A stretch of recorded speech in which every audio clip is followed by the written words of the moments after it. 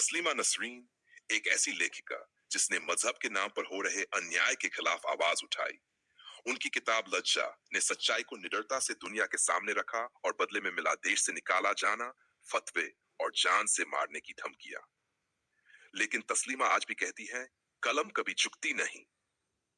ऐसी ही प्रेरणादायक कहानियों के लिए जुड़े रहिए लर्न विद मनोज के साथ। तो आइए सुनते हैं लज्जा उपन्यास की पूरी कहानी। सुरंजन सो रहा है। माया बार बार उससे कह रही है, भैया उठो, कुछ तो करो, देर होने पर कोई दुर्घटना घट सकती है। सुरंजन जानता है, कुछ करने का मतलब है कहीं जाकर छिप जाना। जिस प्रकार चूहा डर के कारण अपने बिल में घुस जाता है और जब डर समाप्त हो जाता है तब वह चारों ओर देखकर बिल से बाहर निकल आता है, उसी प्रकार उन्हें भी स्थिति शांत होने पर छिपी हुई जगह से बाहर आना होगा। आखिर क्यों उसे अपना घर छोड़कर भागना होगा? क्या सिर्फ इसलिए कि उसका नाम सुरंजन दत्त है? उसके पिता का नाम सुधामय दत्त है, माँ का नाम किरणमयी दत्त है और बहन का नाम नीलांजना दत्त है। क्यों उसके माँ बाप और बहन को घर छोड़कर भागना पड़ेगा? क्यों उन्हें कमाल, बेलाल या हैदर के घर में आश्रय लेना होगा, जैसा कि 2 साल पहले लेना पड़ा था? 30 अक्टूबर की सुबह कमाल अपने स्कोटन के घर से कुछ आशंका करके दौड़ता हुआ आया था। उसने सुरंजन को नींद से जगाते हुए कहा था, जल्दी चलो, 2-4 कपड़े लेकर घर ताला लगाओ और सभी मेरे साथ चलो। देर मत करो, जल्दी चलो। कमाल के घर पर उनके आतिथ्य में कोई कमी नहीं थी। सुबह नाश्ते में अंडा रोटी, दोपहर में मछली भात, शाम को लॉन में बैठकर गपशप और रात में आरामदायक बिस्तर पर नींद। वह समय अच्छा बीता था। लेकिन सवाल यह है कि उसे कमाल के घर में आश्रय लेने की जरूरत क्यों पड़ी? कमाल उसका पुराना और घनिष्ठ मित्र है। रिश्तेदारी में वह 2-4 दिन कमाल के घर रह सकता है, पर उसे रहना क्यों पड़ता है? उसे क्यों बार बार अपना घर छोड़ना पड़ता है? कमाल को तो नहीं छोड़ना पड़ता। ये देश जितना कमाल का है उतना ही सुरंजन का भी है। नागरिक अधिकार दोनों के लिए समान है। फिर सुरंजन कमाल की तरह सिर उठाकर क्यों नहीं खड़ा हो सकता? वह क्यों ये दावा नहीं कर सकता कि मैं भी इसी मिट्टी की संतान हूं, मुझे कोई नुकसान मत पहुंचाओ? सुरंजन लेटा हुआ है, एकदम शांत। माया बेचैन है, इस कमरे से उस कमरे में टहल रही है। वह समझ रही है, कुछ अघटित घट जाने के बाद दुखी होने का कोई अर्थ नहीं होता। टीवी स्क्रीन पर CNR बाबरी मस्जिद तोड़े जाने का दृश्य दिखा रहा है। सामने सुधामे और किरणमयी स्तब्ध बैठे हैं। उनके चेहरों पर गहरी चिंता है, जैसे वे सोच रहे हो, क्या इस बार भी डाइन 90 के अक्टूबर की तरह सुरंजन उन्हें किसी मुसलमान के घर छिपाने ले जाएगा? लेकिन नहीं, आज सुरंजन कहीं जाने को तैयार नहीं है। उसने निश्चय कर लिया है, वह आज सारा दिन यूं ही लेटा रहेगा। अगर कमाल या कोई और लेने भी आता है तो वह साफ कह देगा, मैं अपना घर नहीं छोड़ूंगा, जो होगा देखा जाएगा। आज तारीख है दिसंबर। कल यानी 6 दिसंबर को अयोध्या में सरयू नदी के किनारे घना अंधकार उतर आया। कार सेवकों ने 450 साल पुरानी एक मस्जिद को ढहा दिया। बाबरी मस्जिद। विश्व हिंदू परिषद द्वारा घोषित कार सेवा शुरू होने के 25 मिनट पहले यह घटना घट चुकी थी। कार सेवकों ने करीब 5 घंटे तक लगातार प्रयास करके मस्जिद की तीनों गुंबदों समेत पूरी इमारत को धूल में मिला दिया।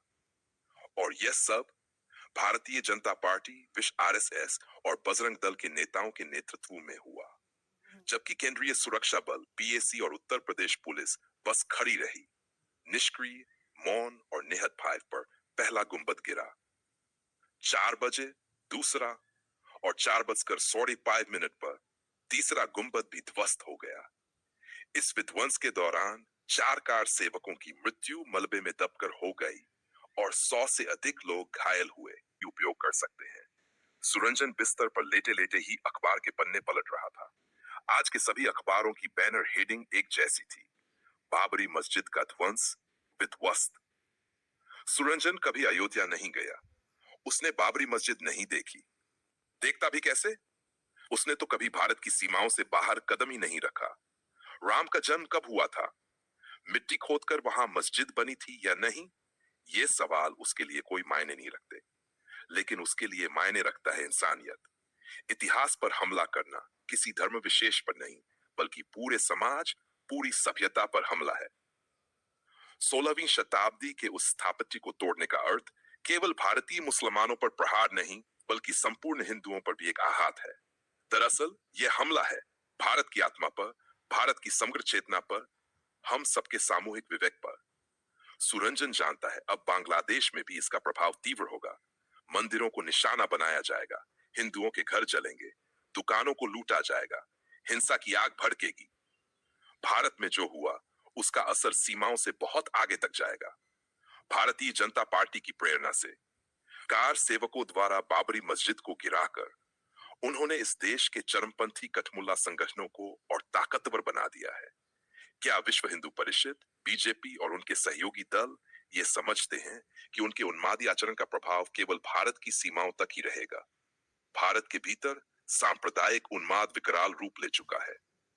लाशें गिनी नहीं जा रही, 500, 600, शायद 1000 से भी अधिक प्रति घंटे। मरने वालों की संख्या बढ़ती जा रही है। और तब भी जो लोग खुद को हिंदुओं के रक्षक कहते हैं, क्या उन्हें यह एहसास नहीं कि उन्होंने क्या खो दिया? क्या किसी ने सोचा है कि कम से कम 2.5 करोड़ हिंदू बांग्लादेश में रहते हैं?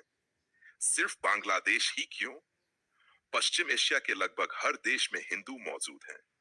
क्या कभी हिंदू कट्टरपंथियों ने यह सोचा कि इन लोगों की वहां क्या दुर्गति होगी? भारतीय जनता पार्टी एक राजनीतिक दल है।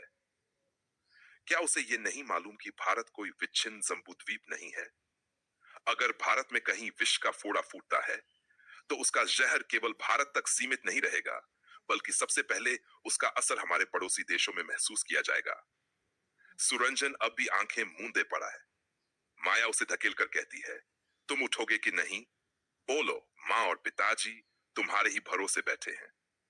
सुरंजन अंगड़ाई लेते हुए जवाब देता है, तुम चाहो तो चली जाओ, मैं इस घर को छोड़कर एक कदम भी नहीं जाऊंगा। माया पूछती है, मैं नहीं जानता, अगर कुछ हो गया तो?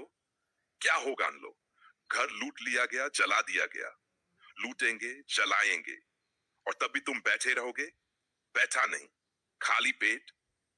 सुरंजन ने एक सिगरेट सुलगाई। उसे चाय की तलब लग रही थी। किरणमयी उसे चाय दे देती थी, पर आज अब तक चाय नहीं मिली। अब इस वक्त कौन देगा उसे एक कप गरम गरम चाय? माया से कुछ कहना, उसके मन में बस एक ही बात है, यहां से भाग जाना। अगर इस समय चाय बनाने को कहा तो उसका गला फिर से 7वें आसमान पर पहुंच जाएगा। वह खुद बना सकता है, लेकिन आलस उसे पकड़कर बैठा है। दूसरे कमरे में टेलीविजन चल रहा है, पर सुरंजन की आंखों में अब CNN की रिपोर्टें झांकने की भी इच्छा नहीं। और माया थोड़ी थोड़ी देर में उस कमरे से चिल्ला रही है, भैया लेटे लेटे अखबार पढ़ रहा है, उसे कोई होश नहीं।